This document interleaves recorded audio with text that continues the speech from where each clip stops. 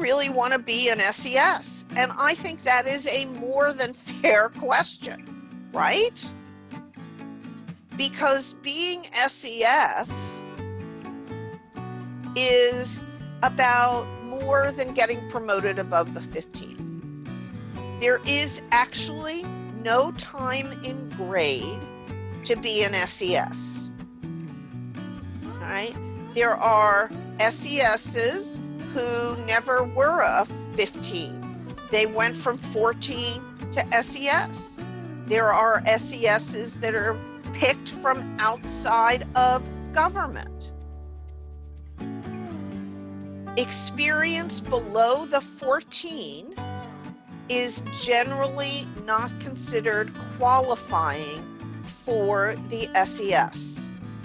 And I know I have a couple of former military. Generally, experience below the 06 level is not considered qualifying for the SES. Most former active duty officers, you need to be a full bird colonel or an 06 and above to qualify. And in fact, I had one candidate, applicant, and actually he was a selectee. The Qualifications Review Board, which they should not have done, and this is not a FEMA case, said, oh, look at that guy's rank. He couldn't have possibly done what he claimed to do. And they flunked him. And he was an 05. Now, will that happen every single time? Of course not. But it happened that time. Was that appropriate? Absolutely not. Because the QRBs are only supposed to look at what's in front of them.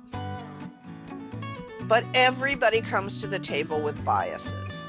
So we should not be using GS 13 or below, or 05 and below experience to qualify for the SES.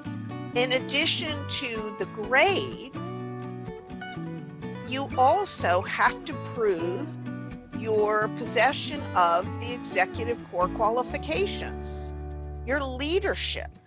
And so this includes as leading change, leading people, results-driven, business acumen, and building coalitions.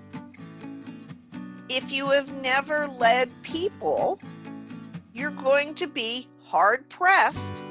Of course, there's exceptions always, but you're going to be hard-pressed to tell a leading people story and pass. Lead people in the definition of leading people that OPM has set.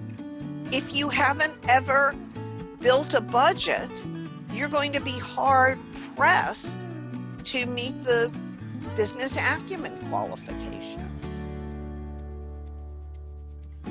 This is a system, right?